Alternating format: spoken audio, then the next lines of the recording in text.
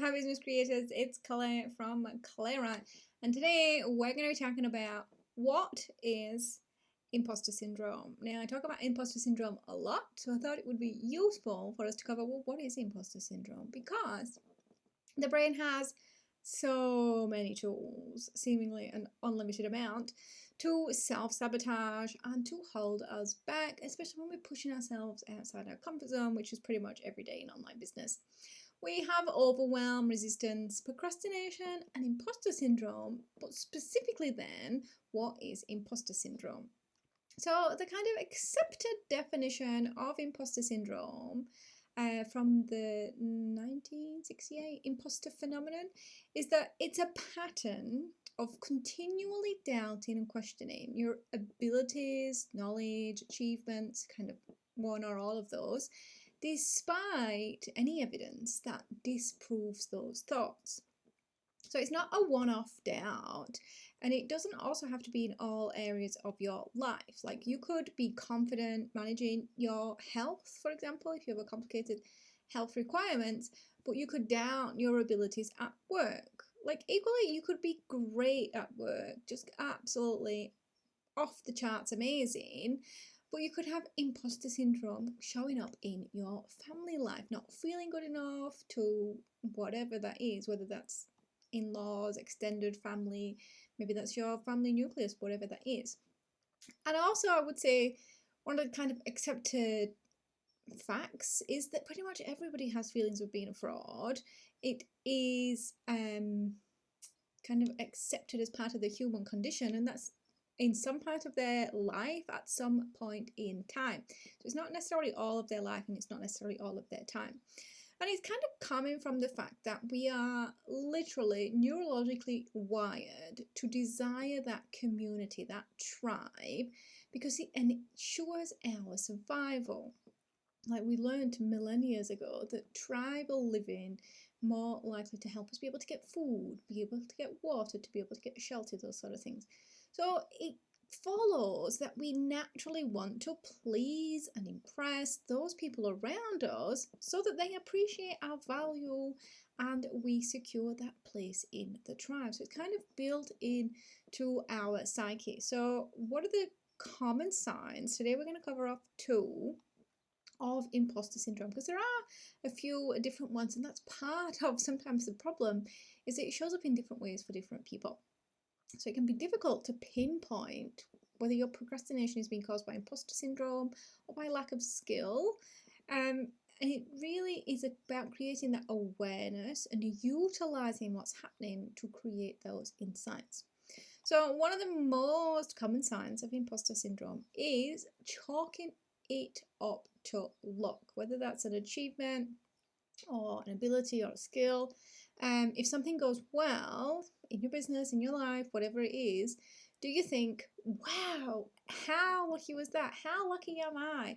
What great luck. Like, if a post on your social media, for example, went well, you're just like, wow, the algorithm is really working in my favor today.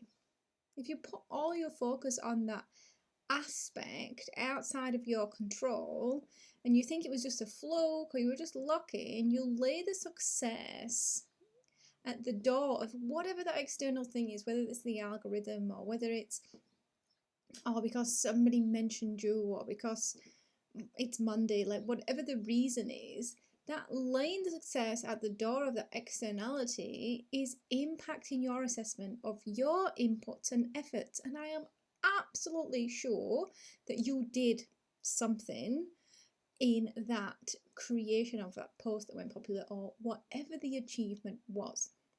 Now, focusing on these externalities puts the control and influence outside you. And it shows up both when things are going well and when things aren't going so well. So, when the post was popular, that was because of the algorithm. When the post wasn't popular or it didn't do as you expected, that's just bad luck. And you find like these reasons people come up with, like, people aren't spending because they're saving up for Christmas. Like, I know people that save up for Christmas all year, so that doesn't really hold true. What it does is it totally downplays the impact that you have. And yes, it can be pretty painful, pretty confronting to accept that the offer just wasn't right. But without accepting responsibility, how are you going to change it to make it work? You can't just always be at the whim of something else.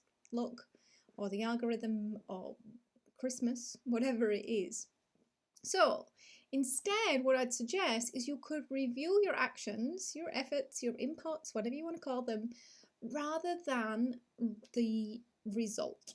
So we're looking at what you did rather than what the outcome was. So did you put thought into creating the offer or the post? Did you cover the benefits? Did you make it educational or informative or entertaining? Or did you just push it out at the last minute because it was on your list to put a post on Facebook today, so you just did it at the last minute and you really didn't put that much thought into it? Did you publish it at a time when your audience were likely to see it, or were you laid in bed thinking, oh, I should post something today because today's Tuesday? You push a post out and pretty much all your audience are already asleep. Like, you can't control the result, but you can control the inputs, and then you can be a little bit more objective about the part you played in it and how you're going to make it work or how you're going to make it better in future. The second commonly accepted sign of imposter syndrome is thinking everyone else knows everything. Like, this is the classic, you're afraid of being discovered as a fraud because you assume everybody knows exactly what you do, and generally more than what you do, and that they are judging you based on that information. And also that they're going to take actions based on that information. Like, to be found out as a fraud is they know, and then they're actually going to do something and really wear the center of everything. That's really where this thought train goes. Like, I remember when I worked in corporate, and my two bosses would go into a meeting room to talk about whatever, and would be so paranoid that they were talking about my performance and that I'd be called in and reprimanded at any moment. Now, I might have been slacking off that morning, or I may have just been avoiding an important action, so that was causing those feelings. And I assumed that they knew that I'd been slacking off that morning or avoiding that thing I'd said I would do. But honestly, I cannot remember one single time when I had those thoughts that they actually even invited me into the room, never mind reprimanded me. Because my day-to-day productivity fluctuations weren't exactly my boss's number one priority. So it's just assuming everything is about me. Now, in online business, I see this in the space where clients say they are terrified of saying, I don't know, if somebody asks a question that they can't answer. I can't post about this topic because if somebody asks a question, I might not know the answer. Like, firstly, we think we should know all the answers, which is just not attainable for pretty much any topic. We assume, secondly, that people expect us to have all the answers. I certainly don't expect everybody to have every single answer ever. Like, I'm very willing to accept somebody saying, I don't know, I'll get back to you. Then we think people will judge us if we don't know. Like, they are really putting a lot of thought into this. And that judgment will impact their thoughts, their decisions about us forever. They will always remember that I'm the person that said, I don't know, when they asked me, how do I know I've got imposter syndrome? They're probably not going to remember that tomorrow, never mind in 3 weeks' time. So we tend also to underestimate what we actually do know. And there's this if I'm in the pressure of the moment, I'm going to freeze and I'm going to have to say, I don't know, but just say, I'll get back to you. That's an interesting question. I'll get back to you. You don't have to have all the answers, believe me. And what this ends up happening is it stops us from posting content or even offering services if we aren't 150%, 100% certain about the thing. Like, it stifles your creativity, it stifles your business, and you end up actually avoiding topics or services that you are passionate about because you're misjudging your level of knowledge. So what's the problem with imposter syndrome? If everybody has it in some area of their life at some point in time, shouldn't we just learn to live with it? Yes and no. Like, it's documented that imposter syndrome increases the likelihood of burnout. Like, if you're constantly questioning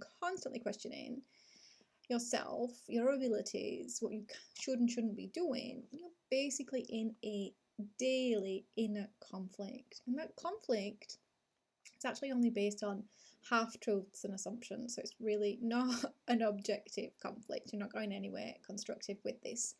We like overlook or just simply ignore the fact it took 25 reels to get one that was popular, even though it wasn't the one we liked best. We just overlook the effort we put in and we chalk it up to luck.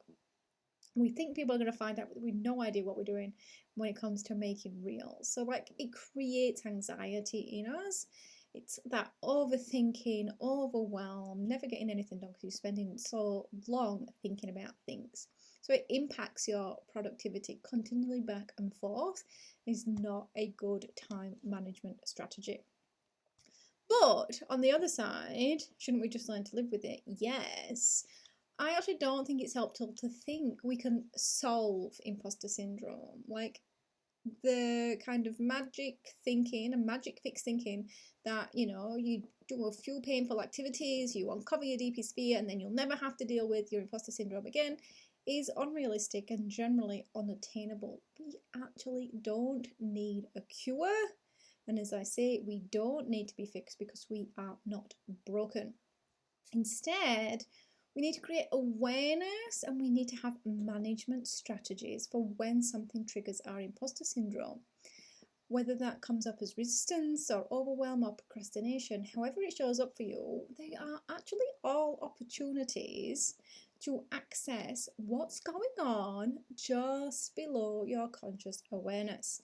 When you learn what is causing that doubt, you can actually address the root cause rather than just ignoring it and pasting over the top and thinking that willpower alone will get you through.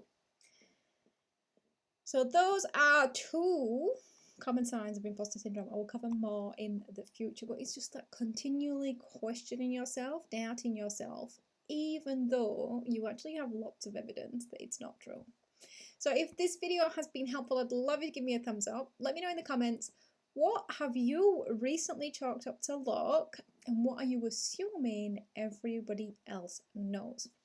You can obviously subscribe for more content like this on visibility, imposter syndrome, and mindset for solopreneurs. And if you are in that cycle of constantly doubting yourself and asking the classic imposter question, who am I to, and insert whatever the thing is you're trying to do, then get in touch for a free discovery session. We'll look at something you just can't seem to get done, something you really procrastinate and resist hard, and then we'll look at what's causing that block and how you could make it work.